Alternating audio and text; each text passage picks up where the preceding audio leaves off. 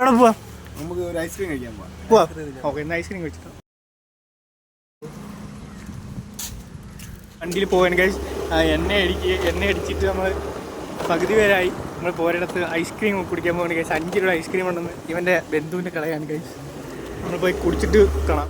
Ice ബീലാണ് guys വന്നത്. ഇവിടെ ആളില്ല, ഞങ്ങൾ വിളിച്ചിട്ടുണ്ട്. ഐസ്ക്രീം കുടിച്ചോളാൻ വയ്യാത്തതുകൊണ്ട് ഞങ്ങൾ വിളിച്ച് ഗൈസ്. നമ്മൾ എപ്പോഴും ഇവിടെ വന്ന് 60 ഐസ്ക്രീമാണ് മേടിക്കുന്നത്. 60 ലോട്ടസ് ഐസ്ക്രീം അടിപൊളിയാണ് ഗൈസ്.